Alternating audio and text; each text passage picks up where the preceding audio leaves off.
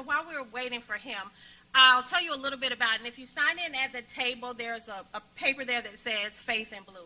This is the second year that there's been National Faith in Blue Week. So National Faith in Blue is a partnership across the country with law enforcement officers and houses of worship, regardless of denomination, coming together to look at ways they can impact the community, have community dialogue, do service projects, lots of different things, whatever it is in your community that was something that you wanted to do. So and here is Pastor Jones. So we're in your church. I didn't know if you wanted to give a word of welcome while we're in here, to be decent and in order. Yes, sir. Hello, everyone. Thank you for coming. As she said, I'm Ernest Jones. I'm the pastor here at True Vine Ministries, and we are glad to have you in our facility on today. And we just are grateful for this opportunity to have the conversations and to talk about the issues that we will be talking about on today. So feel welcome. If you need anything, I'm kind of around. Just let me know what you need, and we can move forward from there. I will definitely like to open up by covering us in prayer. So if everyone would stand, and we'll pray and open up this event on today. So, Lord, we thank you for this day that you've made, that we are able to rejoice and be glad in. We thank you that we've come for this matter that we've come together to discuss on today.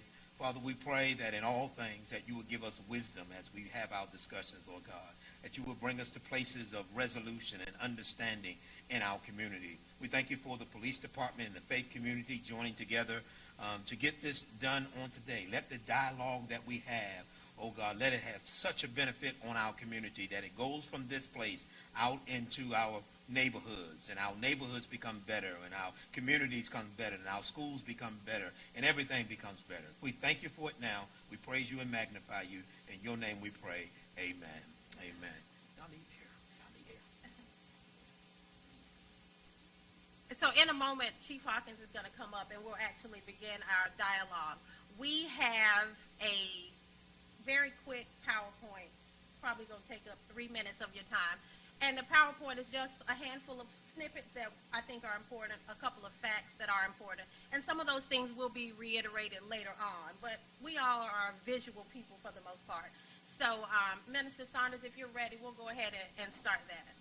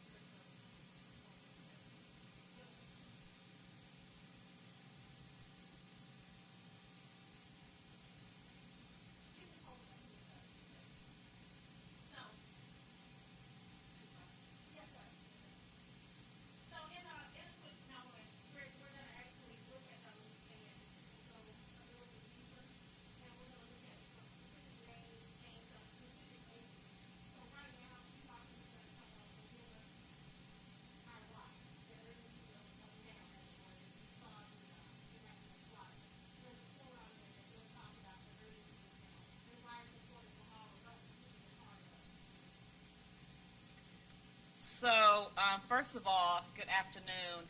Thank you very much also for being patient while we didn't start exactly at 1 o'clock. And as you know, we were coming from the services for my lieutenant. So that was a little, something we had to take care of because that's part of our family. So thank you for being patient with that. So Faith in Blue, this is our second year. It's a national initiative that really combines the faith-based community across the nation and connect with the police department to try to address issues that's going on right now.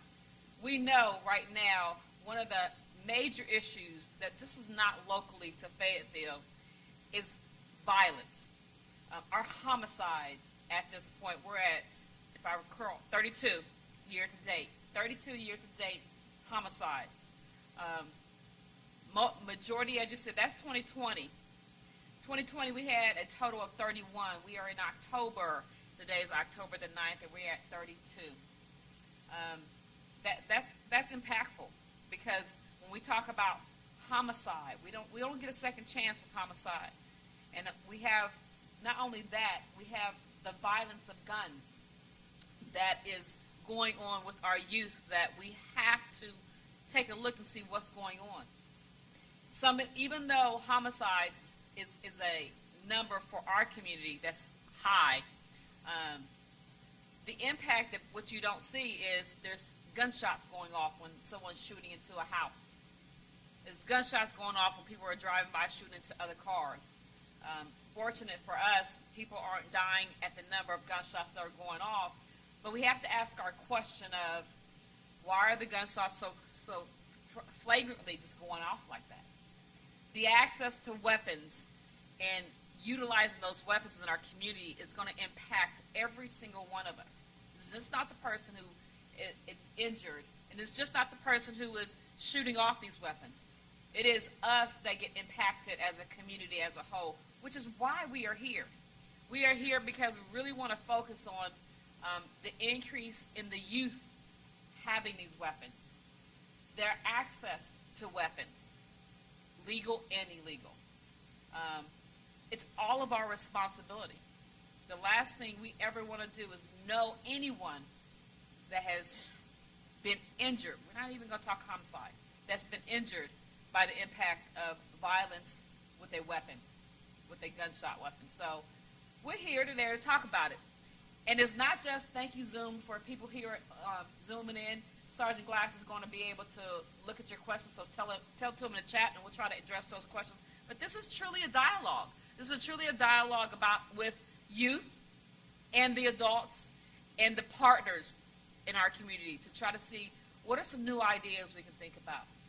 The last thing we have things like we educate kids on guns in middle school and in high school, but we want to educate on the impact of decision making as well, the impact of choices.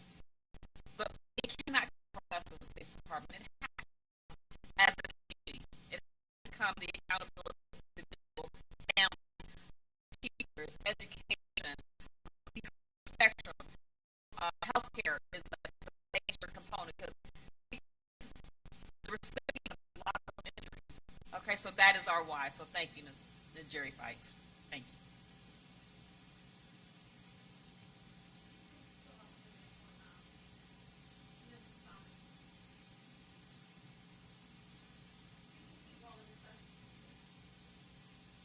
So for our initiatives and the things that we do, we have our movie night, and they have them typically from May to the fall. We have one on October 22nd, and it's a family. It's an opportunity for families to come out, young people, not so young people, our seasoned citizens can come out and they can interact with our officers, community resource partners that are out there. These are events that we host in partnership with other organizations in the community. Operation Ceasefire, most of you have seen the ceasefire on the table there, but Operation Ceasefire sponsors the movie night. Yes, ma'am. Oh, I'm sorry. I'm typically loud. And so we have, yes, Operation Ceasefire. Thank you, sir. And we have the Police Athletic League. The Police Athletic League just held a boxing tournament. And when the slide rolls in a little while, you'll see pictures of that. They have the boxing. They have the summer camp for the kids. And these are things that come out of the police department. We have our crime prevention teams, and our crime prevention teams go to neighborhood watches. They work with area businesses. They're typically tabling at various community events where you see a police presence. And our last thing is our educating kids about gun violence. So if you are a student pre-COVID and you were in 7th grade, you had 2 days where you were in your health and PE class watching a film that's about 22 minutes. And it's on educating kids about gun violence. And the young man that's in the film makes a really terrible choice. And it's a decision that he can't take back because he has a handgun. He doesn't know what to do. He doesn't know how to make a good choice. And as most of us know, most things in life, almost everything in life, whether it's eating too many donuts or pulling the trigger, they have a consequence. And for a lot of our young people, that's that piece that's missing. They missed out. If I don't take out this chicken, I might not have dinner tonight. So we can't expect that they're going to make the best choices when it comes to having a weapon. The next one, please, sir. And so this talks about our movie night. You'll see these flyers. If you see one, they all look the same, and we change them up with the name of the movie. Pay attention. Bring your family out. Bring your young people. We have ice cream, cotton candy, popcorn. It's a great time. We have one on October 22nd across from Kinlaw's, and we hope to see you there. Next one, sir. And you can keep going past that one. It's very, very wordy. Again, EKG, and then we're going to show a clip from that. Sergeant Glass, will the clip show?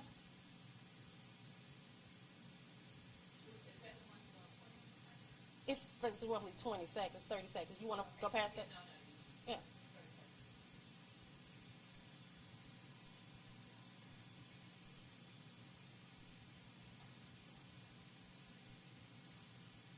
We don't have any audio. You can pause it right there, sir. We don't have any audio, Sergeant Glass.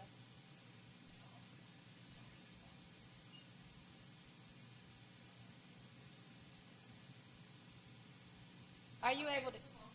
We'll go back past it. But this is the video is what the kids are showing is the one that's there.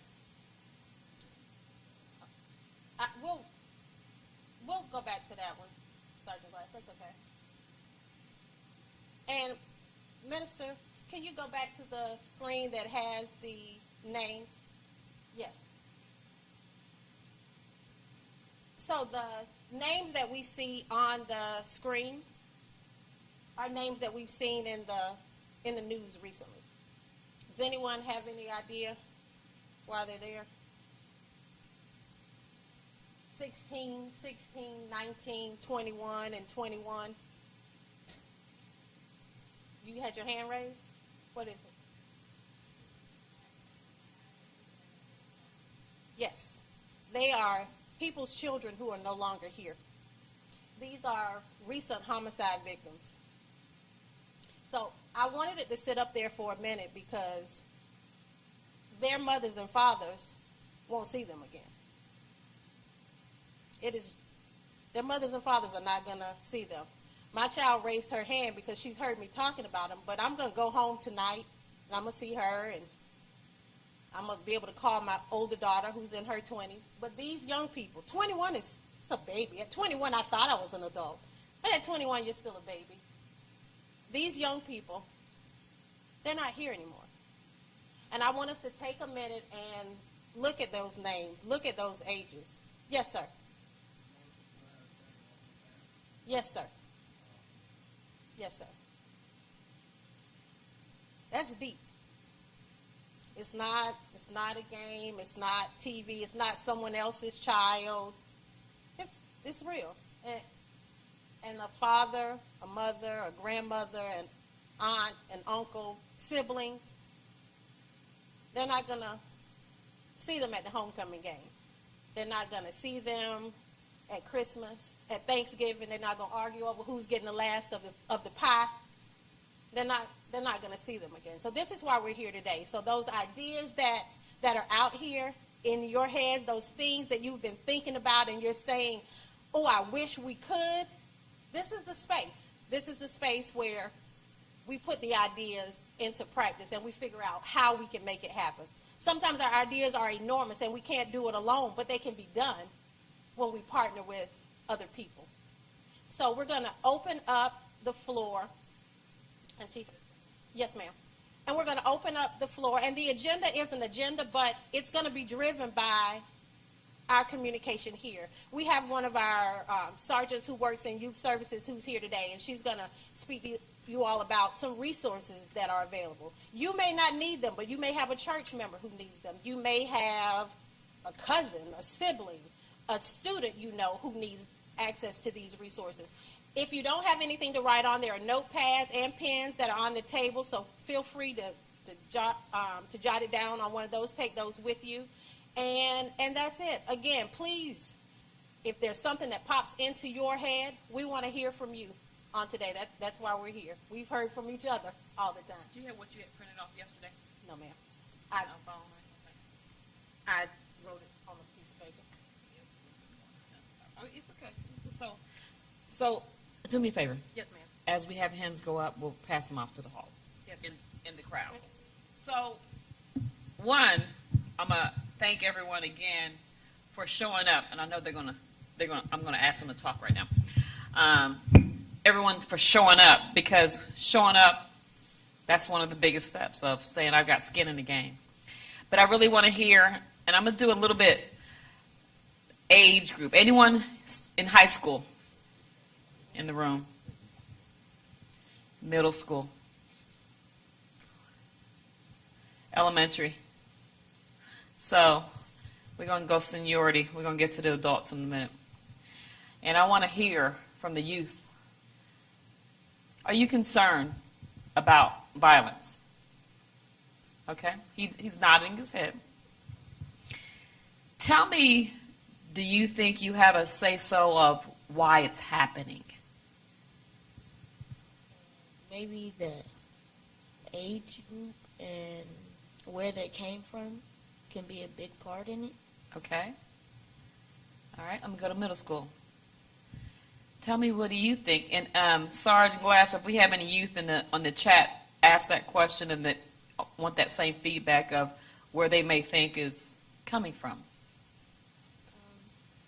A lot of the time, bad influences and peer pressure for a lot of kids. Bad influences and peer pressure. Thank you. Any college students in the crowd? Okay, let's hear from the adults. I need feedback. Where do we think the why from this violence is coming from? It doesn't have to be a right answer. It is your answer. It's a gut. We got two hands. Yes. So personally, I think a lot of it is coming from, to their point, a lot of negative influences. A lot of people in certain demographics don't have a lot of positive outlets or positive male and role models to look up to. So oftentimes they haven't been exposed to positive outlets, and all they see is negative. Yeah. So you tend to be a product of your environment because of that. Yeah. Ma'am, you in the back?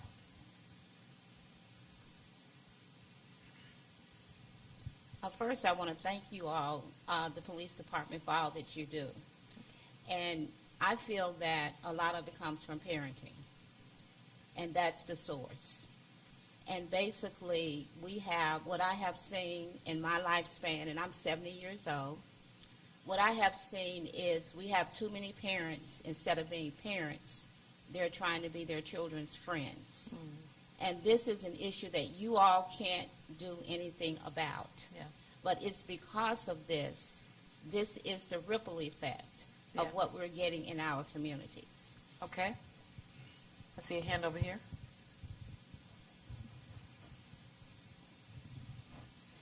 Okay, so it's a combination of what I heard him say and her say.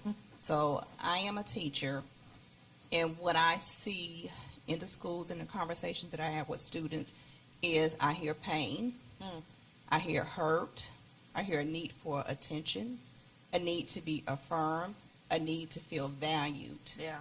And when they don't get that, or those issues and traumas are not dealt with, whatever they've experienced in their environments, if it's not dealt with, it shows up. And when they feel that they're not being accepted, or they feel that they're not being threatened, they are processing it in a way that they have to defend themselves, and whatever that may look like. Yeah. That may be fighting, that may be violence. I have observed that they are quick to say that they're going to shoot, they're going to kill, when they get very upset and they fight. And so we have to look at what is the root of that. What is inside of that child that makes them think that this is the solution to a problem? Where did that come from? So when we're talking about having an impact, we're going to have to deal with the child. We have to deal with the environment. We have to deal with changing a mindset. That's where we're going to have to start. We can have programs all we want. There's nothing wrong with it. But we have to get in the community, inside the homes, to be able to make a difference. And people have to be accountable for their children. We just saw the shooting in Texas. And when I saw that, I thought back to a conversation that I had with my students in about 2014, 2015, and I said to them, I said, okay, let's talk about some problems in your community that you believe that you can solve, or in your school. A lot of the kids said bullying then. This was 2014, 2015 time frame. They said bullying. I said, well, if you're going to bring a problem, what's the solution? And my student said, Miss Wilson, guess what? You have to fight. If we tell, we're going to get picked at. Nobody's going to do anything. We have to fight. If they go on social media, they see it. When they come to school, the other piece that we don't look at is that they're dealing with that trauma. They're dealing with being picked at. They're dealing with having to come to school knowing that they're going to be picked on, knowing that they're probably going to have to fight any minute. We're not dealing with the mental side of that. They can't focus. They can't do their work because they're worried about what's going to happen. So it's a number of things that our youth are dealing with that we have to start there. Like we have to get to the root of it. Those are my thoughts. So, first of all, thank you very, very much for reminding me about the educators in this room. Thank you. Thank you. It's not enough to tell you how much I know I appreciate you and the community appreciates you, because as educators, teachers, you're the next parent. You're the next influencer. You're the next adult that has the capability of making change, and then you're also receiving so much that's not your responsibility, but you're taking it all in. So, one, thank you for speaking up. Thank you for starting this conversation, because you all are right. You know, you talk about, I see one coming up. You talk about trauma triggers, right? I'm not young. We're just recently learning about this for ourselves. So even understanding that impact for the youngest of them, all the way along the educational track, how do we make those decisions? But all those points are truly crucial of things that we need to start thinking about, bringing it to the table as we are right now. Sergeant Glass, what's the question from Zoom? Yes. Okay. Ms. Shamik? Hey, how are you?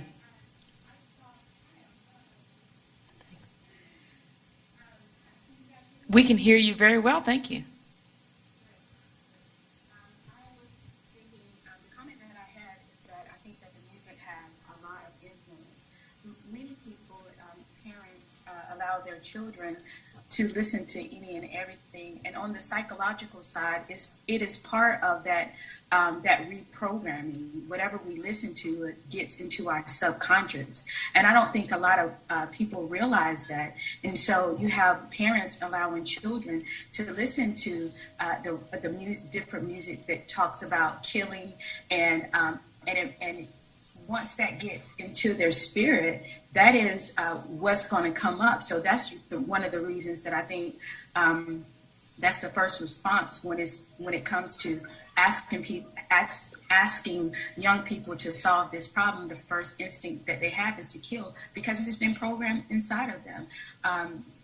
If you start looking at the psychology behind reprogramming and renewing your mind, that's what you do. You read, you continue to read, you continue to listen to those things. So maybe we need to start educating parents on the psychological side of the things that they allow their children to listen to, that is just not just good music or a good beat. I remember talking to someone, and it was a lot of cursing and stuff in the music, and I told her that this particular statement, and she was like, girl, no, they know that this is not for real, but in actuality, kids do not know that this is not for real, that some of these artists are just making these things up. Thank you. And yet another layer of wisdom for us in this room. It's the truth. It's what we feed ourselves, you know, how we take care of ourselves, how we take care of the intake. And books, music, it's toxic, especially when you're talking about a young child who doesn't know the difference. So all those layers. Anyone else have a comment before? Yes, sir. Yes. Good afternoon. Good afternoon. All right. My thoughts are about this situation is I think the power of no. The kid first gets introduced to no in the home. And if you don't answer the kid question in the home, the kid going to go out and find it in the streets. And because we're so easy to tell our children no, because it moves them away from us. But where do we move them to? And so we have to always think about that power of no. You know, instead of allowing the kid, make the kid be responsible by having a dialogue, not a monologue. You come in, you interrupted me, because that's when no come out, because that's something I want to do. But when you have that first initial, that interest of that child, and you tell that child no, where are you pushing them to? Because the question still got to be answered. And so that's what's happening is the family, going back to the family. And it was one of the things that my wife and I, that we've started practicing. Every time we tell our children no, we have to give them money. Because we didn't want them to walk away not having the answer. So we wanted to hold us accountable. And I don't think that the family, the people who leading the children, having the children, is being held accountable. And they just push the no on them. And when the kid is open, because kids going to come to you first. And when they come to the one they say love me the most, who I look like, I walk like, talk like, people tell me, refer me to my parents and all this right here. And the first thing come out of their mouth is no. We got to understand there's some power in no. And this is, I feel, is the results of people saying no to their children. Instead of sitting back and having a dialogue, you know, say, okay, let's talk about what the problem is or what's on your mind. And let's not allow you to walk out the door and go find the answer for somebody who have a different motive, a different agenda. So what I hear you saying is another good wisdom is the rationale, the explaining of why I don't want you doing something from adults or from teachers, and sometimes they don't get the answer and it's not enough. I remember when I was growing up as a young adult, I thought I knew everything, and then I was confronting my father one time, and he said, there's no book on being a parent that exists to be the perfect parent. And it was a light bulb that hit me, because he was like, I did the best I could. So although I do hear you, but I also can maybe understand parents are doing the best they can and don't know the options or the resources that are out there to help us all, because none of us are perfect, to figure out this solution one step at a time. And I guess that's great while we're having this dialogue, to become aware of all the different elements that come into the different decision-making components for our youth and even our young adults. Anything else? Anyone else want to make a comment? Yes, sir. Right here. So I do think we kind of hit on it, but you asked the why, right? Yeah. And I think COVID has a lot to do with it. I didn't really hear people really dive into that topic. From having conversation with a lot of youth that we mentor, they let me know that anxiety, stress, depression, a lot of these different characteristics have come into play because you're watching your parents struggle, right? Your parent might have just got laid off. Why wouldn't I go hit the streets and help make some money, right? Yeah. That's what I know. That's what I see. When I look out my window, when I see the different negative sources of influence, they have money. They have the desirable items, right? So I think that has a lot to do with it. And then honestly, just sitting down asking why, giving them an opportunity to express themselves. A lot of time, youth have so much things bottled up because they don't feel that other people want to listen. To his point, parents, right? I'm a parent too. I'm a young parent as well, but I know that I'm stressing because my 9 to 5, I'm trying to make sure I'm paying these bills. I'm keeping this on. So when I have my time outside that, I want that to be dedicated to myself. But yet, my child may need something, but I'm not willing to lend that listening ear because I'm trying to decompress from what I have going on right now. Yeah.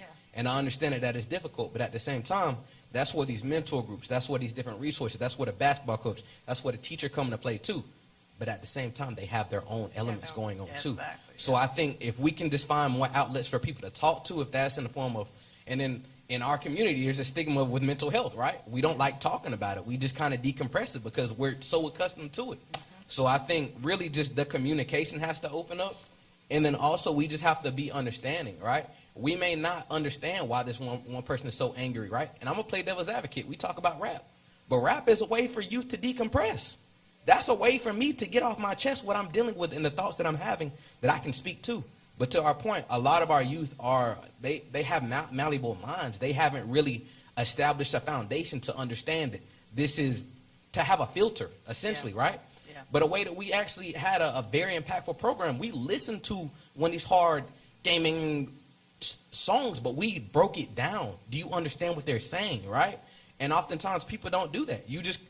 If it's something we don't like, we cast it out. That's negative. That's bad, right? Let's sit down with them and understand why they like this, right? Does this relate to how you feel? Is this how your bottled up anger, is this how you would express it?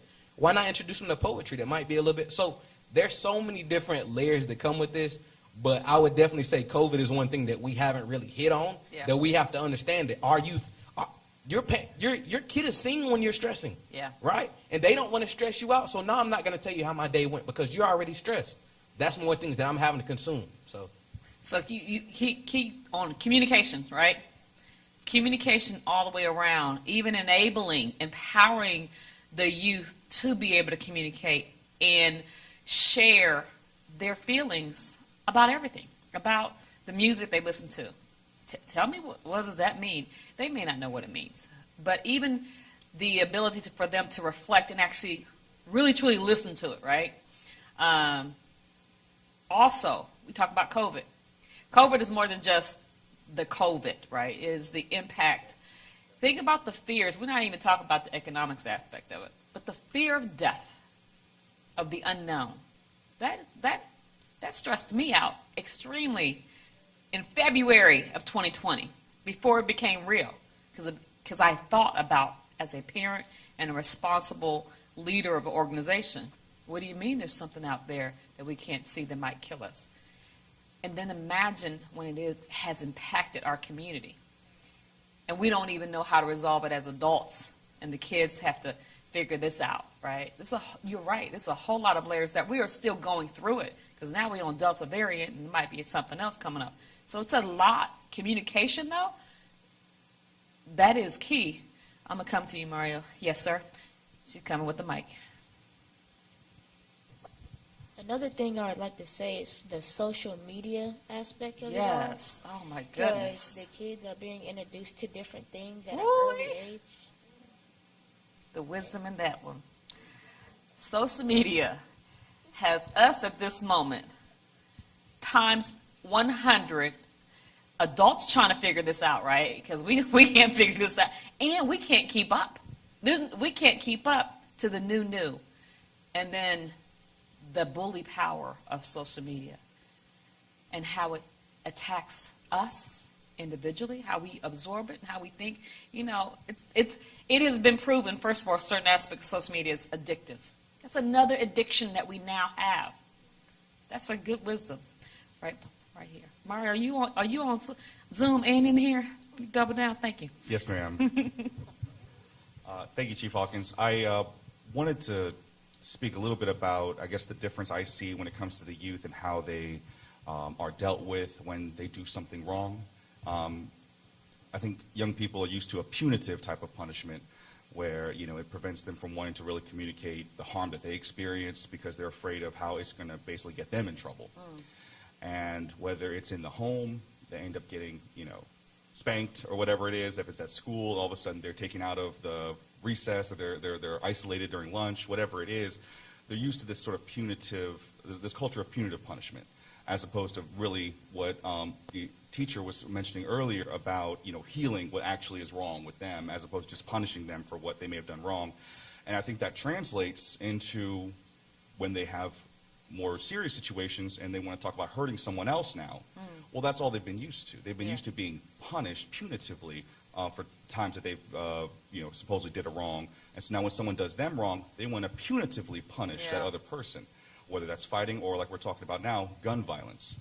But their outlets, I'm glad you brought that up about the music stuff, because since Columbine, they said it was Marilyn Manson's music. They said it was music this. But let's be honest, there's all kinds of TV shows, there's all kinds of things. To blame music, I think we debunked that 50 years ago, or 30, 40 years ago. It's not the music, because it's just a reflection. When Pac was talking about what was going on in the streets, it wasn't him glorifying it. It was him explaining to everybody what is going on out here. And really, if you're upset about what he's talking about, get to the root of it.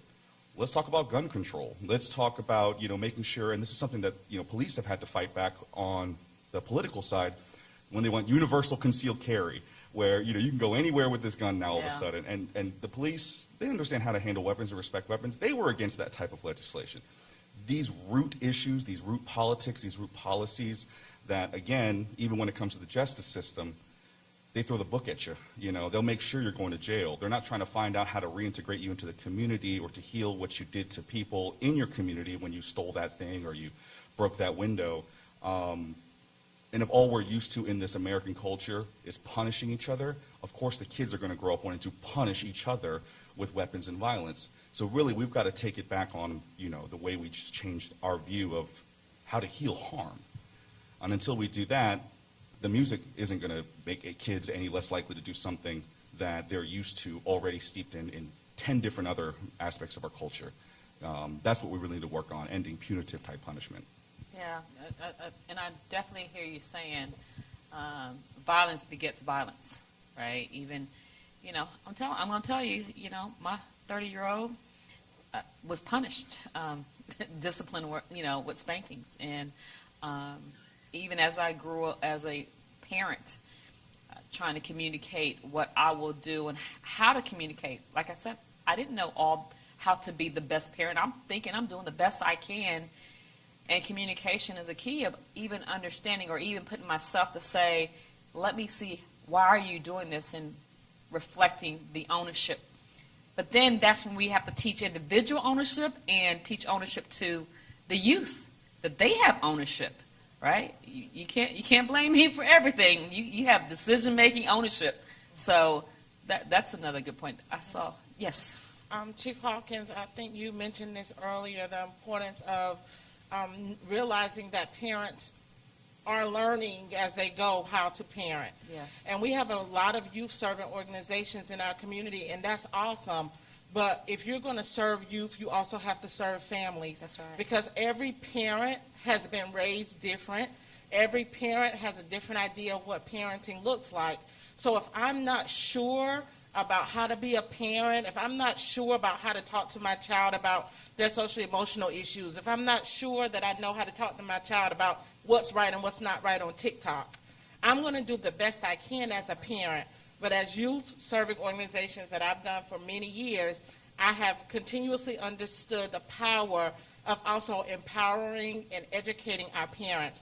I remember a couple of years ago when we got a new superintendent, and he walked around, did a tour around the district, and families were able to come, and there was a conversation about a parent saying, every time I go to the school, they're upset with me and they don't want me in there and da-da-da-da-da. But what that parent was really saying is, I do not know how to communicate with the school about my child. And that meant to those receiving that, we need to educate the parent on the best way to communicate with us. 7 Habits of Highly Effective People, I think is the name of it, talks about teaching people how to treat you. Yeah. And so I think it's important when we talk about youth and the work that we do, it's valuable to impact our children, but they go back home to their parents. Yeah. And we have to build a relationship with those parents and help them to understand how can we help you to be a better parent, the parent that you want to be, that you may not know how to be. And for every organization that's serving youth and talking to youth, you also have to have the open line of communication and serve and educate our parents.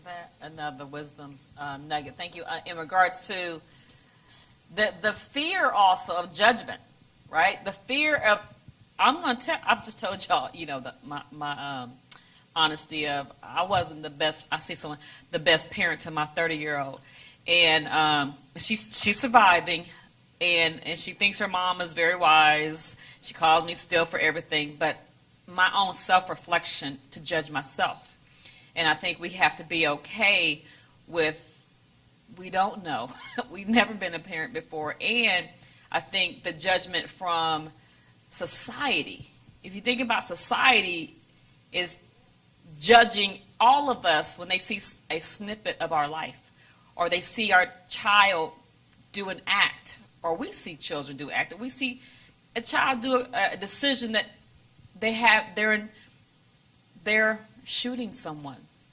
We want to initially say, can believe that or whatever terminology we want to call that individual, thug, gangster, or whatever, just killed someone. And mind you, it is tragic. But then we really have to reflect, how did that person get to that point? And could we at any point in our community stopped it, helped it, figured it out? So that's great why we're here right now. Go ahead, Sergeant Glass, what we got on the line? We've got some good comments about gun control going on in the comments here. Okay. However, Dr. Connolly brought up a good comment. Thank you, Dr. Connolly. Dr. Connolly, do you mind speaking about that?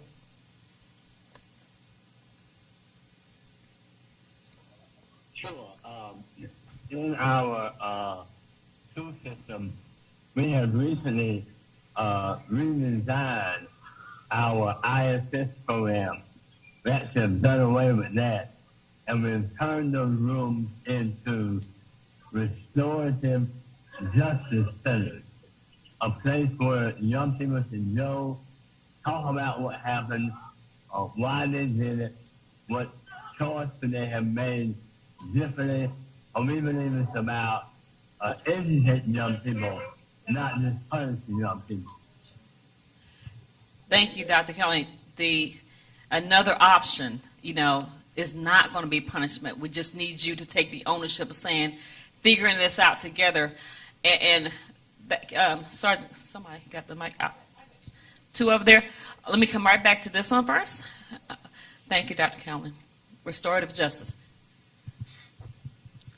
I say about decision making, and there's really, most of the time there's either a one chance or you sometimes get a second chance, but most of the time you get one chance.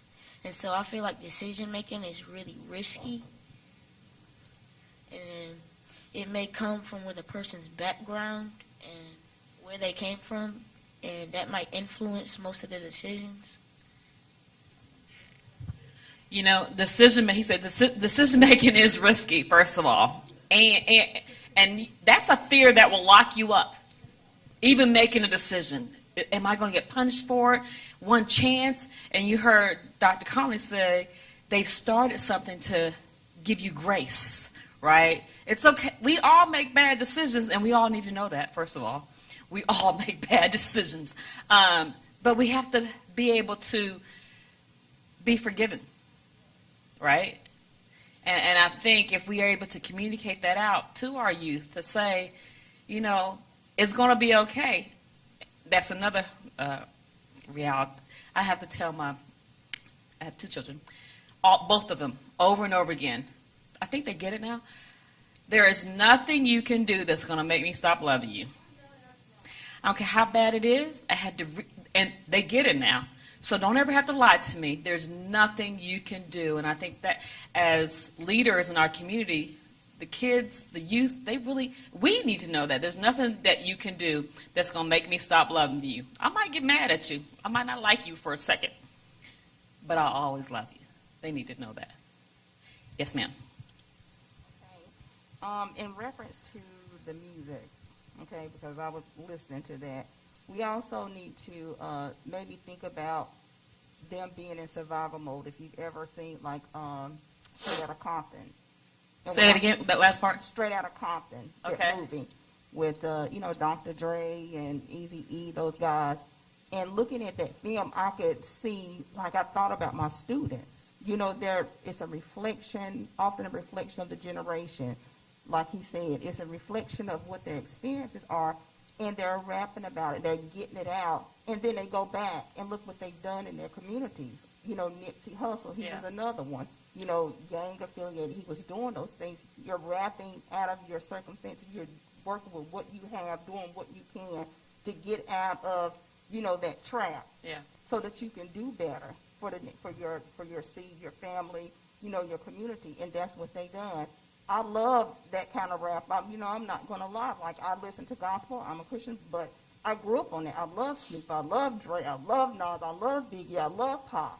I love that. But I don't have a record. I'm not going around here murdering, pulling out gats, and doing none of that. But, I like the music. I understand it. But also, we're listening to the music that children are listening to.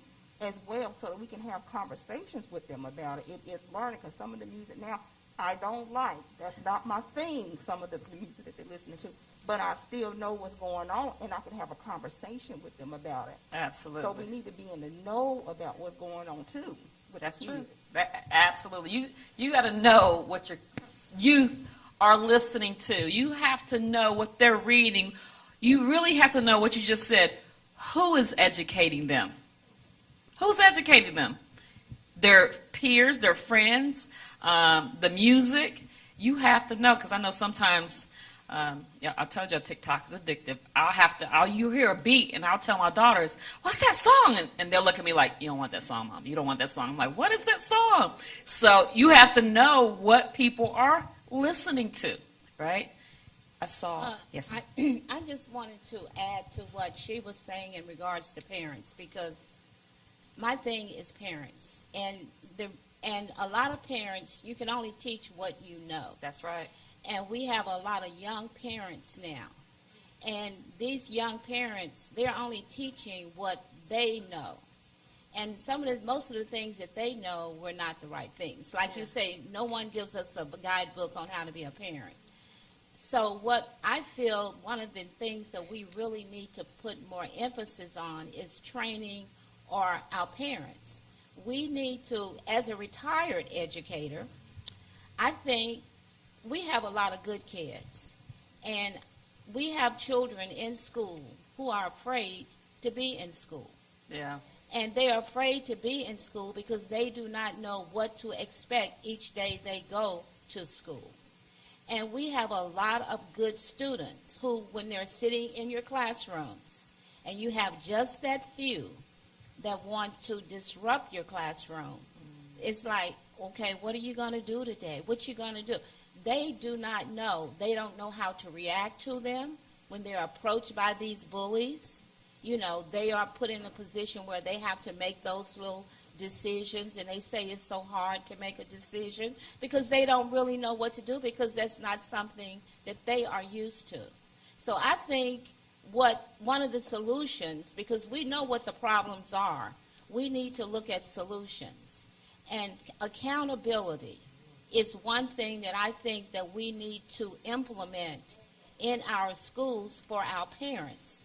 And if we have our parents to be more accountable, being they go through parenting classes, sitting in a class with their child, getting the mental health that the parents need, the children need. So all of that trauma, because no child is born in this world bad. Yeah, yes. You are a product of your environment. Yes. And we need to recognize that. You can raise your child in the way of the Lord, and they still going to stray. But if they have the proper training, it's going to come back eventually. They will know what's right and what's wrong. So we need to stop. I think we put too much emphasis on the kids who are giving problems. We need to think about all of our good children. We got to protect them. We've got to do what we know. There are resources out there everywhere for our kids to go to. Fayetteville is one city that has rec centers, programs, youth programs. We have everything for our kids. But what do we have for these parents? We need to have these parents, when their kids get to fighting, like what she was referring to in Texas, if you've been in a classroom as a teacher and you see kids fight, 2 kids get up fight, you got a whole class. And I'm not talking about 20 students. In our school system, I'm talking 35 students in a classroom. You got to protect all those other kids while those 2 kids go at it, okay? And try to, until resource gets there to help you. So you got to look at the big picture. And the big picture is solutions. These children that cause these problems, these parents, they come to the school, you try to reason with them, they go off on you, it's your fault or whatever. We can always play the blame game, but what we need to do is have programs in place where parents and children, they're children, they can sit together, and all of that anger, all of that trauma can be dealt with, that mental health piece is what we need. We need judges. Have these parents to go before judges and be ordered. You will go to this parent training with your child so we can sit down and work on what the problem is. Because this is a big picture. This is a big thing. This is not a small thing. It's a big thing. And it's going to take a lot. But we've got to go back to the roots. And the roots come from the home. So thank you. So the one, I'm going to come over there for a second. I'm going to read this, and I'll come over there, and I'll get back to you. So I did hear you say you're a product of your environment, and I'm agree to that. But I also believe that can be good and bad.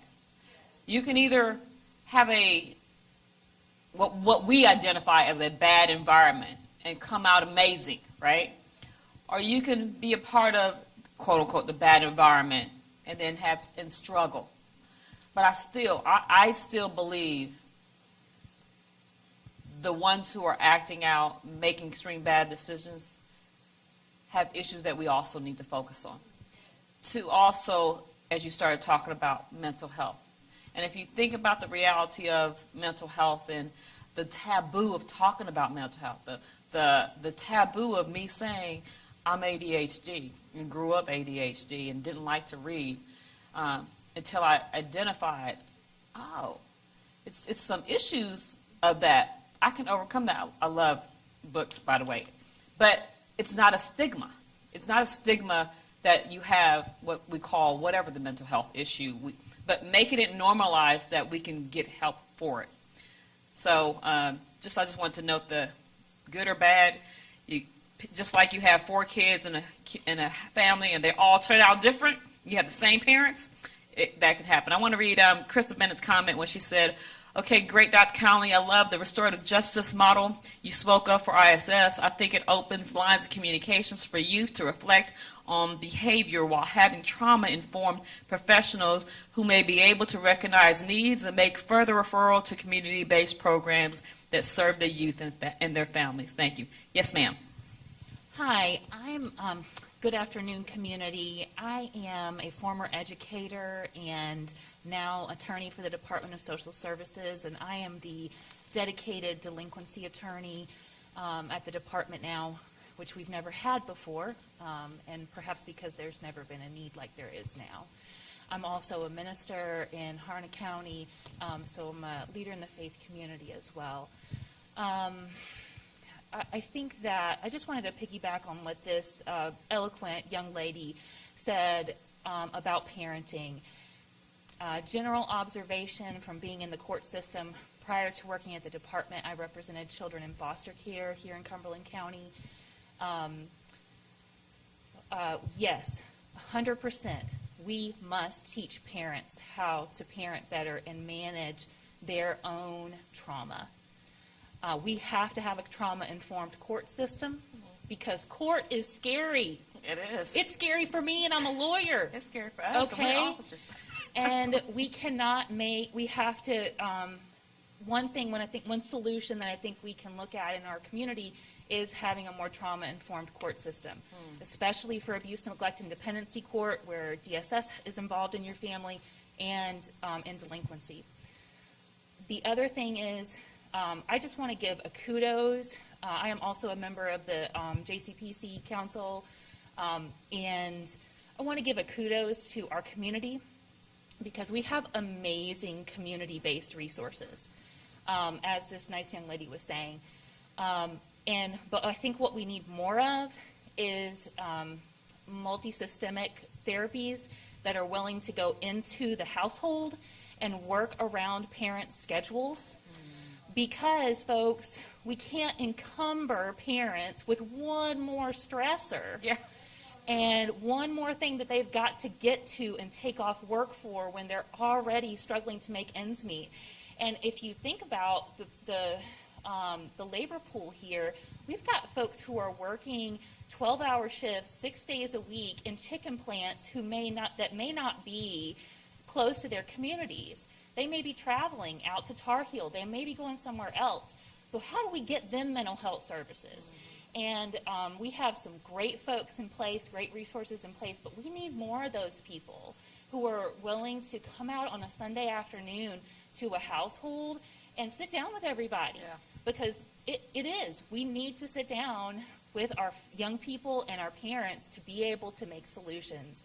And I look at it as once we get to a teenager or a young person, we have to teach resilience. Yeah. It's making sure that we give them the tools and their parents the tools to help them cope with the music, the social media, the negative influences in school. And so I really do believe in those multi-systemic therapies, and I really appreciate the folks who are doing it now.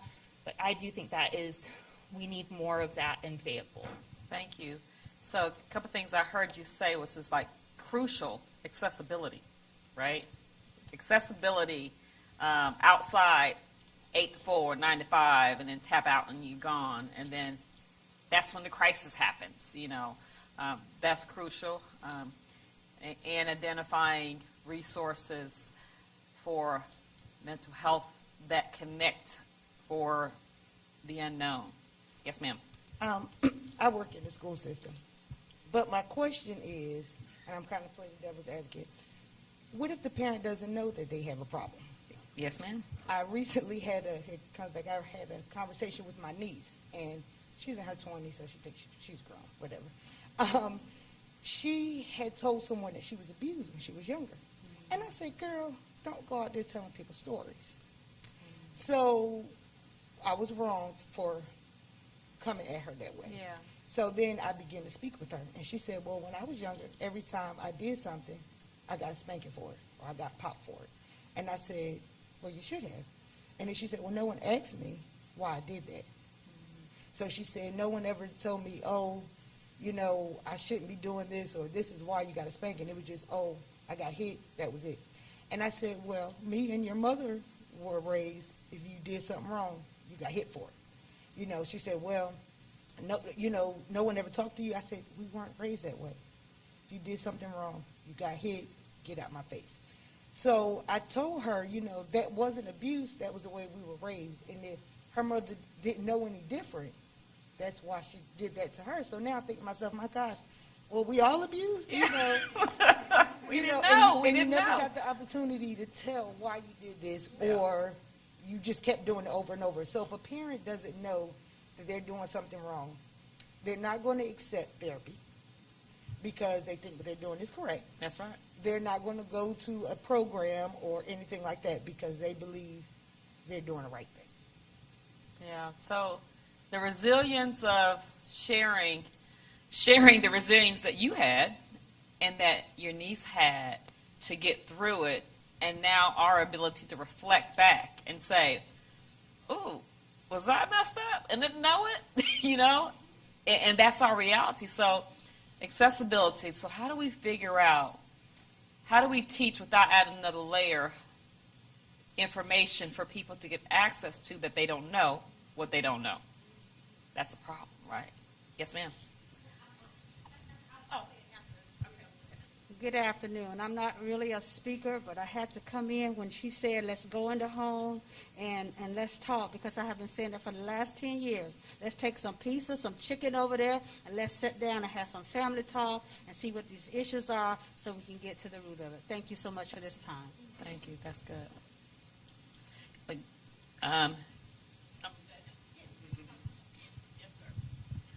I feel also that COVID has made it really hard for our community to have a good get-together like we have in the past years, because every year we would have little celebrations, like every Easter we would have the festivals and stuff, and Christmas we would have the festivals, and I feel like that would make it easier of a year and make it more happy, and that'd make it kind of easier.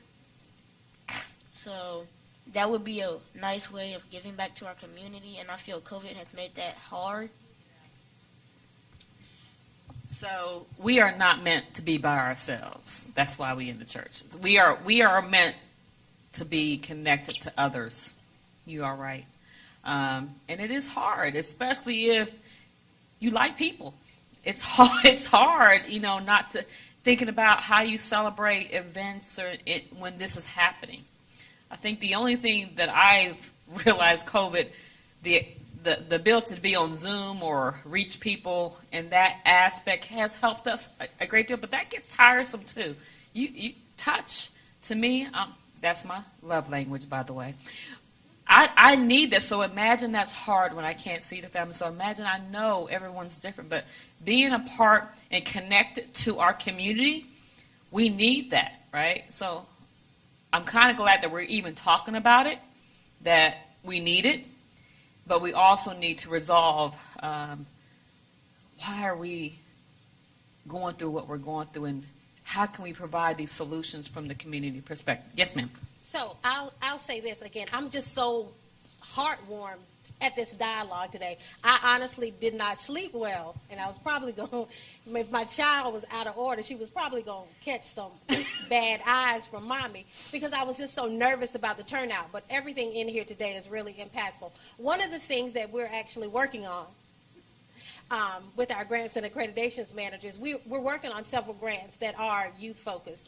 And for 15, 16 years prior to working here, I worked with youth and I worked with families. And one of the events I did was a day where the students got to see what life was like. And they had to pay bills. They got a salary, they got an education level. And some of my former coworkers are here, and they remember their 8th graders going through that. And when they would get through it, they got information and they got to take it home, and they learned about credit and paying child support. And some of the ladies said, well, I got a person who has to pay child support. I'm a lady. There's ladies who pay child support. Yeah. Well, I'm a felon. I have to go, and I can't get a job. Well, these were things that they just picked out of the hat. But I had parents come back and say that was something that I needed. And a lot of times, most children, they see schools more than they see anyone else. And it's not the school's fault, but a lot of resources that are there, like she said earlier, if the parent doesn't feel that we can go in, if they don't feel welcomed, if they don't feel just basic appreciation, they're not necessarily going to go to get that. We have to meet people where they are, which is why we have programs that are youth-serving programs. Even though this is a police department, there are young people, there are families who come across our contacts, whether good or bad, and we have to be able to provide information to, A, stop our young people from going down the wrong path. Some of them have parents who've already been down the wrong path. And officers can say, oh, I know that kid. I arrested their dad when I used to be on the street years ago.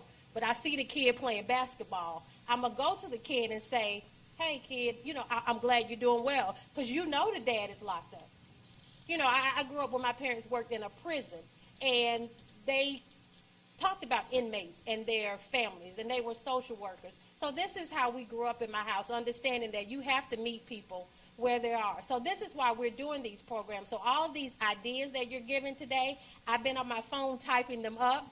So if I stop you and ask you who you were so I can follow up with you, please understand that some of the ideas that we have, we can't do it ourselves. They have to have you all. So when you get the email, when you get the call, I'm saying it with a smile, but we need your help. So please, I just had to say that, and also for us to really realize the reason why we're doing this is we understand we have to meet people where they are. This is our way of meeting them where they are, whether it's on the good side or the bad side. We're here. We hear everything that you all are saying, so keep talking. And Major Braden, you had something, sir? Oh. So as she goes over there, we talked about we learn from each other all the time. That's why we're here. We're trying to learn from each other to help solve our community issues. So, yes, ma'am. Well, hi, everybody. I wanted to say I am a single parent. When I was raising my children, I had 4 children. And I was the family that I reached out to the community for the resources.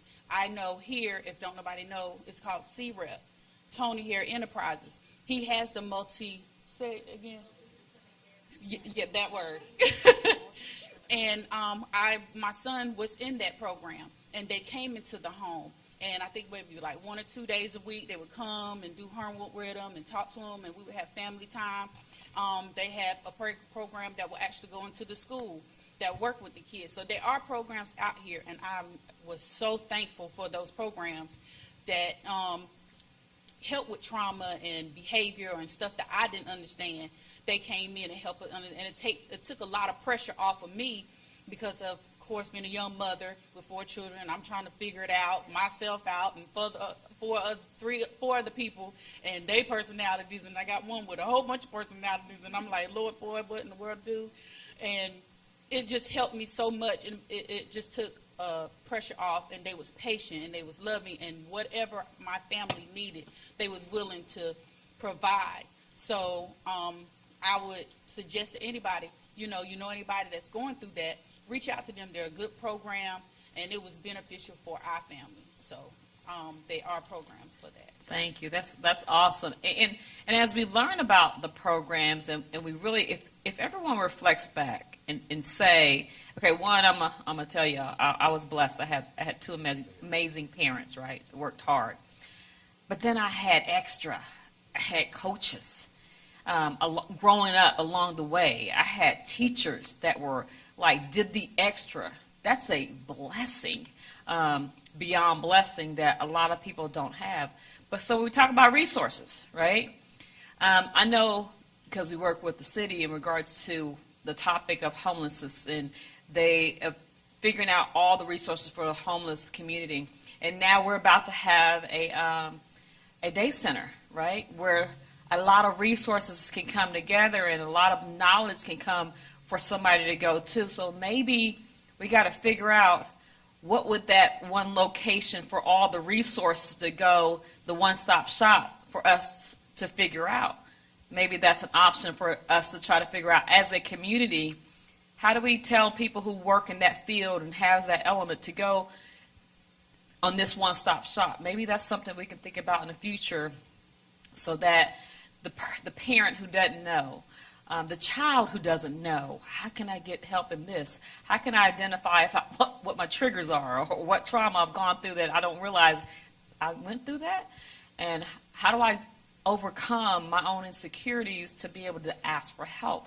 So that's an option I'm hearing. You about to say something? Major. No, I've just heard a lot today, talking about parenting and things like that. And something I had to realize as a parent, that my daughter wasn't growing up in the same world that I grew up in. She wasn't facing the same problems that I faced.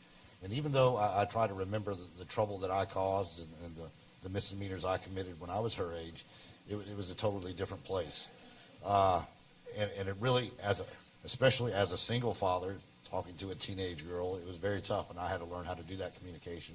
And I had help from friends and family and counselors and things like that.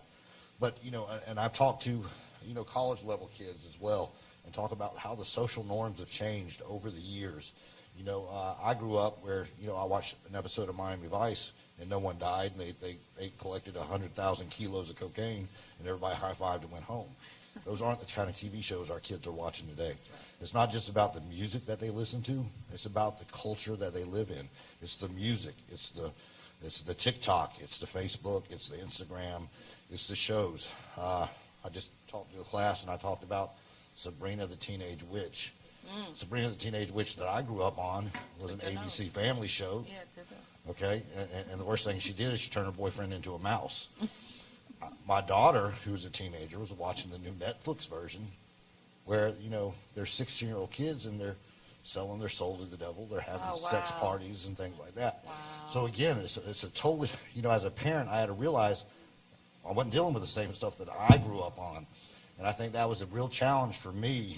And I didn't really understand it. And I sort of flew off the handle a couple times, not realizing that these are the new social norms. So if we truly follow, someone brought up Franklin Covey earlier, one of his mottos is seek first to understand. I learned that as a young police officer. I would come into your neighborhood or your community watch meeting, and I'd tell you exactly what you needed to do to fix your problems, even though I was going home to a totally separate neighborhood. So, we got to take a chance or the time to look, and I think that's why it's important that we have so many kids here today and have them in the conversation of what are you experiencing, okay, and make those comparisons. Like, I have no comparable experiences to sit there and deal with this. Now we need to come together as a community, talk to professionals, and figure out what's going on there. We tend to protect our kids a little more than they probably should be because they're exposed to a lot more than we know. Okay? I know I was that guy. I don't want to have the sex talk.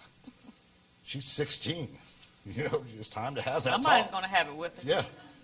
You know, so it's one of those, you know, those things that we try to protect our kids, and we got to realize, not and quit being naive, that they're exposed to a lot more than we give them credit for at this point in time.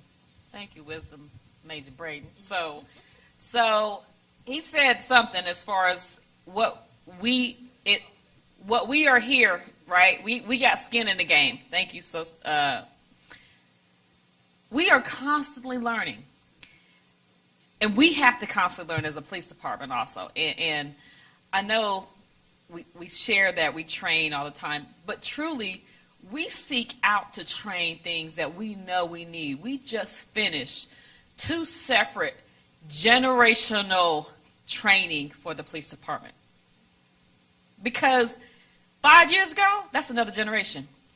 I had to bring in, let's do it again, because we're all different generations. Even as employees, how old? I've been doing this for 33 years, y'all. They forget every now and then, but where I came in, my age is different from 10 years, and the culture, the community. This young man, he just said it. It's a different world than it was 10 years ago, 20 years ago. But just because it's a different world, we can't chalk up and say this is how we did it. And you all are wrong for how you're trying to do it. No. We better start learning everybody's perception of their reality so that we can communicate and be our community together and understand each other at all different levels. Yes, sir. So she was talking about resources and our community. And I was thinking about like Hurricane Matthew. And our community, everybody was trying to help, and it was a disaster. And now I feel like we need to have that type of communication and connection with each other. All right, who your mama? No, I'm joking. I know who his mother is. I'm just joking. Hello? Because you're right. We're in a serious crisis, right? This is a serious crisis. Yeah. When we talk about violence in youth, you know, I had a daggone nightmare about my 20-year-old and had to check her on 360. Where are you? And at 3 in the morning, and had to wait till 7 to call her to make sure my nightmare didn't come through. And when she said, "Hey, Mama," I'm like, "Okay, I'm good." But that's the reality. We don't know what's going on. Yes, ma'am. Being a parent of a survivor of gun violence. Of course, I lost my son, 17-year-old son, to gun violence. But at the same time, I had to look at it both ways, knowing that I did everything I could to save my son. All the resources, every program there was out there, I applied. I had to say, okay, am I going to be a statistic and say, not my son, I don't need no help. I don't, because ain't nobody going to say I'm crazy. Ain't nobody going to say that I didn't want to be like that. Okay, let me use some common sense here. I'm a single mom. I do not have it all together. I can't do it all by myself. And to know that it's people out here that are willing to help if I just accept the help. Yeah. So as parents, we have to learn to accept the help. Yeah. We have to humble it down a little bit and say, I don't have it all together. I'm a little jacked up, and it's okay. It's okay. I done been through some trauma, and that's okay. I'm a single parent, and that's okay, yeah. But I need help. So if we as parents take accountability for our mishaps so we can save our children, yeah. We have to say, okay, I dropped the ball. Somewhere down the line, I dropped the ball. Let me figure out, let me have a moment, turn off the phones, turn off Boo, turn off everything, this, and let me sit down and have a moment and see why I dropped the ball so I can save my child. Yeah. What is it going to take for me to fight for my child? Because that's where I am. Even though my youngest son is gone, I still have 3 more children that I'm living for. So now I'm at this point, like I was sharing with my friend here, Marcus, I was like, I got to fight for my kids. That's right. Whatever it takes, I got to fight. I still have one son, and he's a young black male, and he's fighting as hard as he can in these streets to try to be not a statistic and somebody attacking him, and I got young girls, so I have to fight. So that's what all parents, we need to get to the point where we have to say, okay, we can't allow social media and these tablets and everything to continue to raise our children. Okay, I dropped the ball there, but it's time for me to get back together and say, hey, I need help. Do you know somebody that got this kind of program? My child has ADHD. That doesn't mean he's retarded. That doesn't mean that he has a complete disability. My son had ADHD. He had impulsive disorder. But I did not let that stigmatize him. And I had to explain to him, baby, that just means you're special and you're different. And you just need a little more help than everybody else. And we're going to get you the help that you need. So if we as parents accept that and stop looking at everything so negative, and we talking about your child, or we belittling your child, or I ain't finna get no mental health. I ain't going to go talk about it. I don't want nobody in my business, because that's what we was raised in tradition. Yeah. Don't talk outside the house. Yeah. But like my daughter, and it's so funny, my daughter said that the other day, my grandson had said something. She told me, don't say that. You won't talk outside the house. I said, let me stop you right there. Yeah. I said, that's a problem. I said, even though we was raised like that, that's because that's what your grandma taught me. Yeah. We're not going to live like that. I said, grandson, me mom say, tell whatever you need to tell, okay? If they do it, you better tell me mom, okay? So I'm trying to break that generational curse right there. So if we stand up and realize that what we was taught as growing up, it was not right. Yeah. It was not right. And it kind of got us a little jacked up. So if we stand up as parents all across the board and accept our accountability and accept that we dropped the ball, and we're willing to stand up and say, what do I got to do now to save my family and save my children and help save my community, then I think we'll be a little bit further down the road. Thank you for that testimony, because the reality is, we dropped the ball. You didn't know you were dropping the ball. We didn't know we was dropping the ball. My oldest is 30, and I spent hours with her with homework every night. And I was angry with her because I was saying, why aren't you paying attention? Why are we going this hours? And my reality was my stigma of, my dad said, there's no mental health issues. There's no, thinking, okay, this is what's going on. Why are we spending hours of me mad at her because she's trying to learn and that? So I got her help. And what the doctor said was, she'll figure it out no matter what. She'll figure it out. But she can either figure it out not feeling confident in herself, self-medicate through some other route, not feel secure, or we can temporarily give her a little tablet that might help her along. And I was fighting against my own self. And I said, you know what, if I don't give her this opportunity, let's try it, because I'm going against this thing. I saw it in her eyes instantly. Literally, I started crying because I said to myself, you have been abusing this child, and she just couldn't hear. She couldn't understand. And she went from C's and D's to A's and B's instantly because of my putting on her the stigma of a mental health, or it wasn't mental, it was ADHD, just learn differently. You just learn differently. So, exactly. Thank you for that testimony. Yes, Pastor. I was sitting here listening and everything. Great conversation. This is absolutely fantastic and amazing. But I'm getting ready to say something that's going to be a little kind of maybe controversy. But my husband and I raised 2 kids. We have a daughter, Jessica, who's 28, and our son, Matthew, who's 25. And both of us are pastors in the church. The church is not all the answer. Some people think all they need is some demons cast out, hands laid on, and that's the answer. That's not the only answer. It might be part of the answer, but it's not the only answer. We face the same issues that everybody else did. Our daughter has ADHD, so we had to go and find someone to help too. But the biggest problem along with that was peer pressure. One, because she has 2 parents that are pastors. So that didn't look good to her friends in the school. And I want to say this also is, it comes down to your value system. Everyone don't have the same values, because some of her pressure came from, well, my friend's mom don't make them do this or whatever. Well, we're not living in your friend's house. This is the way we do it here. And so, long story short, they made it out. They did okay. But we cannot always think, even though we're in the church today, that the church have all the answers. We have some of the answers, but we don't have them all. And if I could add something real quick to the lady in red, your parents, when they were raising you, that was the social norm for that time and that period. And as a society, as we grow and we realize the problems that are faced in the world that we live in today, we tend to adjust those norms out and continue to grow. And as long as we're doing that, I think we're doing the best that we can.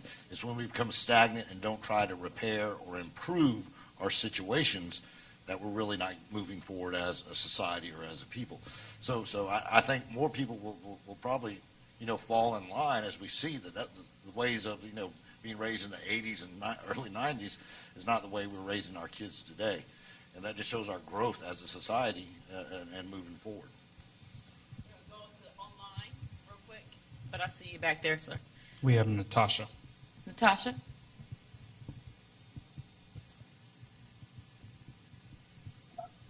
Good afternoon. This is Natasha Scott.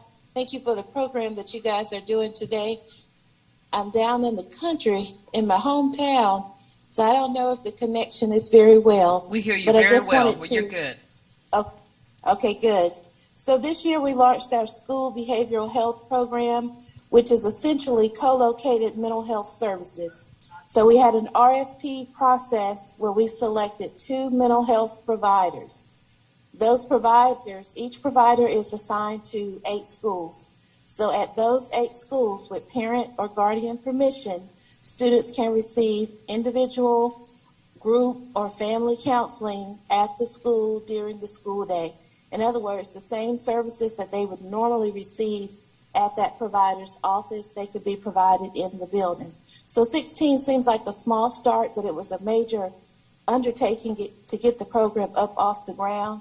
And each year we will continue to add more schools until all of our schools are able to offer that service. So I dropped the link in the chat box for anyone who has more questions about school behavioral health, and particularly if you would like to see some of the schools that offer that service. I hear a lot of parents and a lot of comments today about mental health stigma and the need for mental health services. So I just wanted to offer that tidbit.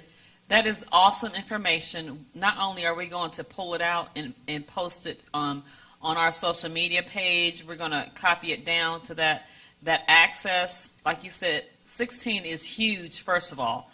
16 is huge because if you got one, make one life difference, you don't know how impactful. So we're going to copy that resource. We're going to put it on our social media page, and hopefully others can push it out as well because, as we said, parents and guardians need resource information on how do you get help. So that's a good connect. Yes, sir. Well, that's great because that's leading into what I was about to say. Because one of the most important things that we have to understand that we walk around kids all the time, and sometimes we ignore the ones who are doing right. And so we give all of our energy toward the ones that's doing wrong. And so a lot of times kids going to start pulling toward to get their attention. And so we have to be really focused on that. We should not walk past a kid and the kid don't feel that we care about them. Because they going before it come out of our mouth, our body language and everything else is going to show. And a lot of times kids are just hungry. You have a hunger for just to be acknowledged. And we have to get into that mode. I always use when I was in middle school, my principal, Mr. Johnson, he pulled me out and took the time and gave a boy from the project the opportunity to be able to acknowledge me. It made a difference in my life. And that's the reason why I'm doing what I'm doing today is because of what Mr. Johnson did.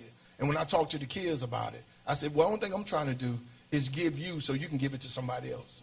Share about what you're doing today. Well, where I work for Cumberland County School, I work with the restorative justice. I deal with behaviors, and one of the things is a lot of come in contact with a lot of kids. One of the things, I was working at Lewis Chapel, and a kid came up to me and said, Mr. Bryan, I appreciate you making an $8 hour deposit, but I got to go back home to a 6 16-hour withdrawal. And I was like, wow, why you say that? He said, because of what you're giving me, I can't use it at home. Because if I use it at home, now all of a sudden, now they're attacking me. So if I start thinking positive at home, that changes the whole landscape of my home and what is not going to be received.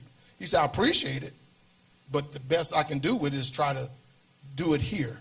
You know, and it's something that Ms. Fife said, you know, we constantly walk past so many kids.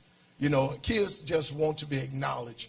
And when I've been working with the school system about 16 years and prior military, and it was just my big hunger because Mr. Johnson, who pulled me over and taught me how to make a radio out of oatmeal box, who took the time after school just to pull that time off. And I think if we don't get back into making everybody important, if we don't get back to that, this, as the major was just saying, this is just a buildup. This is a buildup because we never exit. And when you never exit, just like the people in the wilderness, they went for 40 years to one day they had to exit. And we have to come to a time and place that we have to get this exit. Because if not, it's just going to keep on building up. And we can see that from my generation, it wasn't what it is now because it didn't have access to it. But because during my time, we had problems too. And problems are never, ever addressed. And so we'll keep on talking about something and keep talking about it. And at the same time, while the outside just keep building it up. So soon we catch up to this, then they come up with another game. You know, I mean, they got so much out there now. So only thing I'm saying is but until we get honest and put what needs to be on the table and stop trying to hide stuff under the bed. You know what I'm talking about? When people come over to your house, tuck this in and put this up because we don't want people to see it. A guy told me one time, he said, when you come over to see my house, that's where my house is. If I got clothes on the sofa, just move them out of the way. If that bothers you, stay out of my house. And we have to start dealing with things just straight up. And if we don't deal with things straight up, we're neglecting the kids who want to get better. And I'm going to say this. I asked this kid, I said, what you want to be when I grow up? You know what they do. Shove their shoulder, I don't know. So if you don't know what you want to be, then you definitely don't know why you need to be coming to school. And we have to, I said, man, say you want to be a lawyer, say something. You have the option to change it as you get older. But don't walk around not knowing. And we're dealing with kids who just don't know.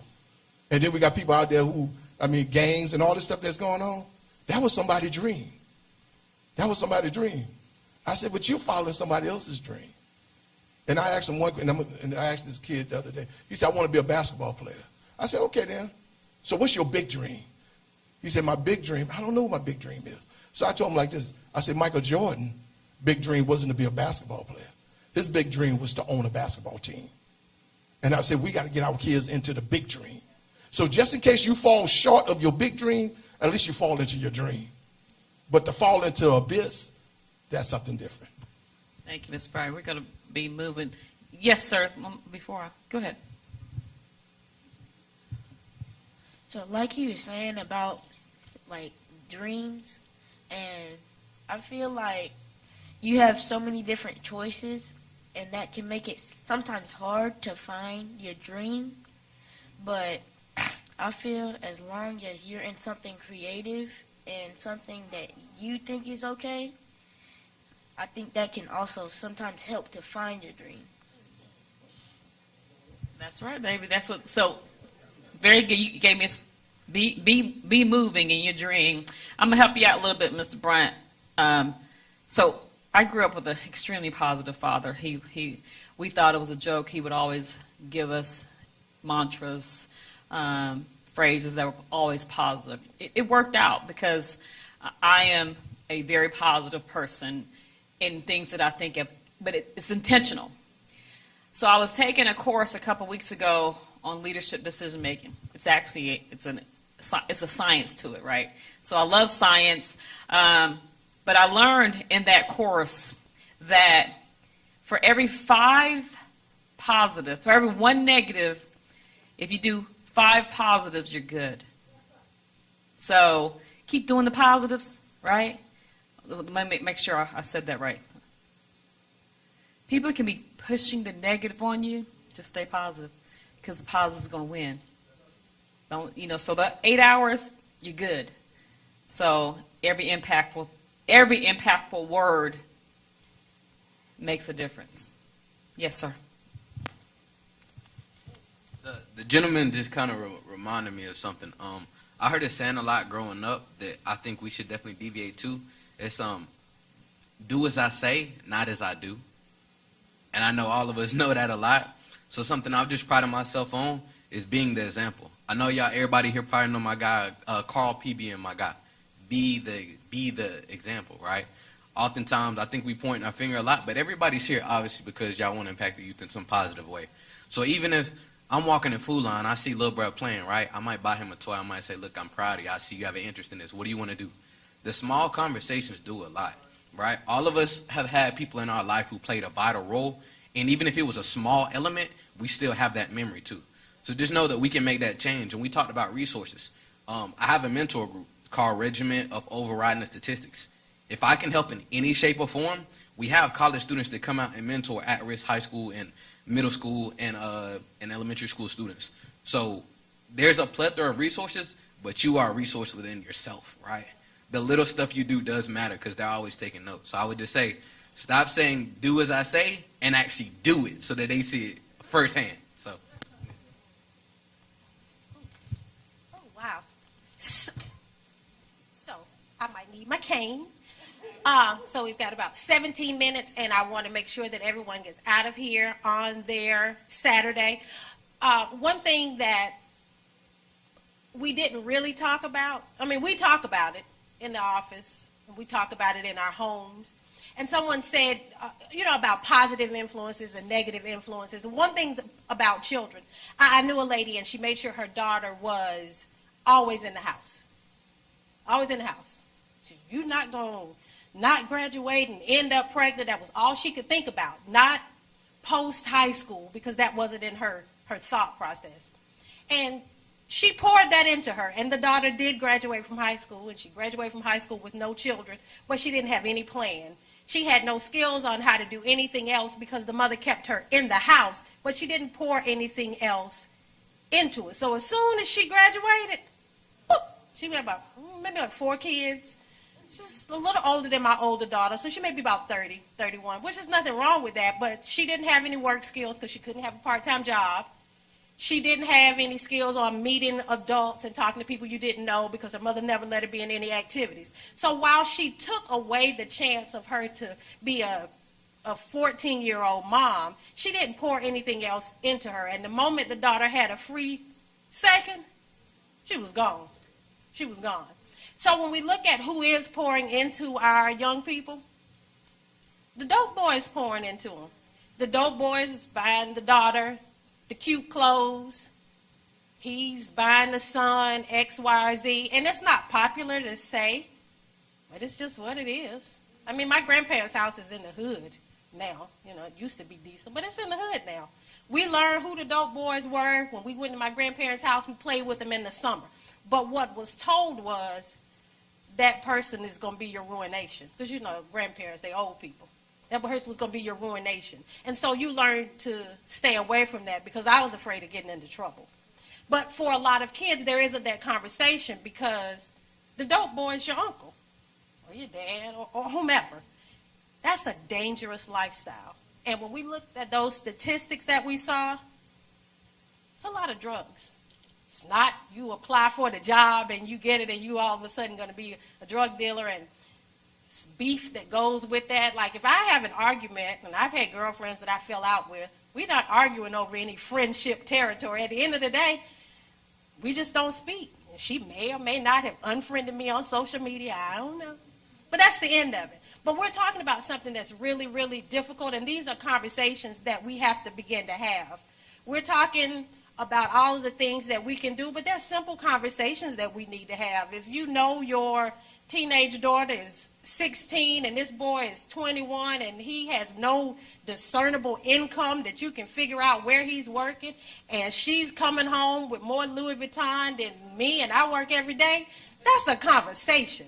And that's a conversation that you have to have. It is painful, but it is what we have to do.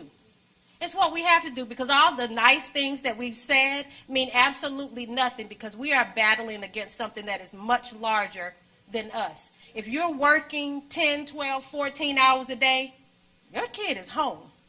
So we have to begin to have those conversations. We have to arm ourselves and our family members with the skills to be able to say this. It is not popular, but I don't really care. Because at the end of the day, that list of names that we showed, these babies that are here, they deserve that from us. The parents who've lost children, who are in this room, who are watching, they deserve that from us as well. No one wants to get those calls and they go out and it's someone's baby. We don't want to keep having that, and we don't want it to be so predictable that we figure out, I knew that was coming. There's a lot of educators in here, and we've all been in a room, and you hear on the all call that it's a fight on D wing, and you like, I bet it's so-and-so. They were at the bus stop arguing, and you get there, and it's so-and-so, because they were at the bus stop arguing, because they don't have the conflict resolutions. There is a young man who is waiting now for a trial, and I had him in the 8th grade, and we were writing our dreams, our goals, our lists of short-term and long-term goals. You remember in school, the teacher starting to teach you that. And his short-term goal was to rob a store. It's to rob a store. I said, well, first of all, he's misspelled everything. He misspelled everything. So he's 8th grade, 16, can barely read. Probably wasn't much longer that he dropped out, because what do you do when you're 16? And you can't really read. He wanted to rob a store. Well, he graduated from robbing a store to pulling the trigger. And so now he's waiting for a trial for murder. And he felt like that was just what to do. He had an older brother who was in the military and said, I'll send you money, an allotment. His response was, man, Miss Spikes, he's just trying to be in my business. Well, yeah, he is, because you're his family. He wants you to survive and have an opportunity for more. But his mom was doing the best that she could, raising her boys, and he was the baby, and he was babied. And I have a baby, and I probably baby her a little bit. According to my older daughter, I do it a lot. But you know those older kids, they sometimes tell stories. But he was babied, and now he's looking at never being able to be out here among people. And like this baby said, being around people and interacting with other folks and being free to hug people, because you're going to spend the rest of your life probably somewhere that's not as pleasant. But that was what he dreamed, because the dope boy was who he looked up to. He isn't looking up to anyone who's doing anything positive. And it's not just him. There are a lot of young people who have that story. But it's a community issue. It's not just one neighborhood. It's all over. It's not just Fayetteville, Cumberland County. It's Scotland County. It's Hope County. It's Wake County. It's Chicago. It's Kansas City. It's Memphis. It's Rocky Mountain. It's the little bitty place that you've never even heard of, but it's off I-95 somewhere. And they go through there because they feel like nobody's watching and they're doing their business. So it's all over. And that's why we're here today. We've got some fantastic ideas. We have a lot of things that we're working on where we're going to be needing people to help lead the charge. Everything that happens can't happen coming out of 467 Hay Street. However, we have some great ideas, and we hope that you'll partner with us while we're doing some of those ideas. I want to thank Chief Hawkins for moderating. I left my agenda, so she had to try to read my handwriting. Yes, Sergeant Glass, is there a person with a comment? Yes, we have Ms. Shamik. You have to forgive me if I'm messing your name up, Ms. Shamik. It's fine. I wanted to make a comment, and quickly, because I know time is short, but I heard a lot of the great inputs. I'm so with you. But the one thing I didn't hear is the approach from the faith base and from the spiritual approach to that. And I wanted to recommend a reading that's called Possessing the Gates of the Enemy by Cindy Trim. And it lays out strategies that the police and faith-based communities implement to work together. Because one of the things I know, even in the city of Fayetteville, is that it's not a unification amongst the pastoralship. And if we're gonna really believe God, we believe that we wrestle not against flesh and blood, but against principalities and powers and rulers of darkness. And we have to combat that spiritually. With the community doing so many of the programs, and much needed, because you have to have the balance in it. But we, as the faith base, also have to do our part. So I'm going to I wrote a couple of suggestions down. I'm going to put them in the inbox. If I can be any assistance, let me know. Okay, awesome. I was just going to say, do you mind putting that in the chat for us? Also, is Pastor Jones, can he make his way in here? Because we're getting ready to close in a moment. Yes, Dr. Long. While Pastor Jones isn't making his way to the front, again, on behalf of Chief Hawkins and Fayetteville Police Department, I want to thank everyone for being here. One comment that I have, and like Ms. Fikes said, we've got a lot of ideas that we're going to be working out of the police department. Everyone here has a vested interest. Everyone has shown a vested interest. But there's the folks that don't have that vested interest that actually need to be in the room and that need to be a part of the conversation. So I'd like to challenge every one of you in the room to find those people that don't have that vested interest, that need to have that interest and need to be here with us. Because there's going to be more of these events happening. There's going to be a follow-up to this event happening. So find those people that need to be in the room that are going to benefit from the conversations that we're having.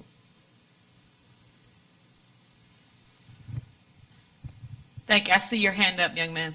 What you got? Come on up here. Come on up here. Give us this last wisdom. Come on. I was going to say, I feel like we didn't talk about this much, but I was going to say how to deal with conflict in a whole. And I feel like we were talking about how not to start conflict, but we need to talk about how to deal with conflict. So hold the mic up. So that is very crucial, and I'm gonna share a little bit of wisdom. There's so many different ways to get that solution, right? And there's so many resources out there, because having to deal with it is dependent on the person. So you got to learn as many ways as possible how to deal with it, so that if a different person shows up, you got to figure out, okay, they're bringing it to me a different way, okay? So, but because you've been awesome today, I want to give you this shirt. Thank you. It's a Faith in Blue t-shirt. Thank you very much, young man. What's your name? Amir Muhammad. Amir Muhammad. I love that name. Thank you, sir. Pastor Walker, can you come up? Chaplain Walker, can you come up? You've been awesome in helping us facilitate. All our chaplains are all awesome, first of all. All our chaplains are awesome. But thank you very much for all the work that you've done. Here's our Faith in Blue t-shirt for you. My pleasure. Thank you, madam. Thank you. Pastor Jones, come get a little bit of appreciative. Thank you, sir, for your facility, for your covering, and for your continued work with us. Thank you. And don't leave on it.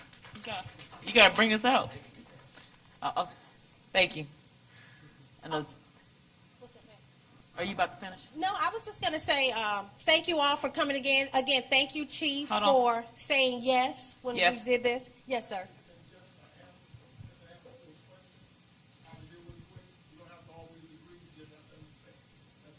That's true. You don't always have to agree. You just got to understand, or at least try to understand. Just try to understand. You've been working all day. I appreciate you. He was with us early for our service. So can you close us out? Let us stand. First, merciful God, we thank you this evening for allowing us to have this activity. It is so important that we be educated on what we need to do concerning our youth, concerning what is they're dealing with, as well as ourselves.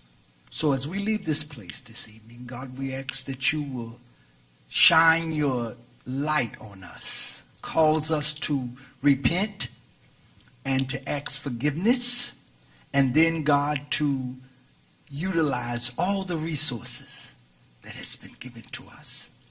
For you are the only wise God, our Savior, that can keep us even through this. We thank you, oh God, for the Fayetteville Police Department, as well as Pastor Jones for allowing us to use this facility. And then, God, Our last desire is that you get the glory out of it all. In Jesus' name, amen.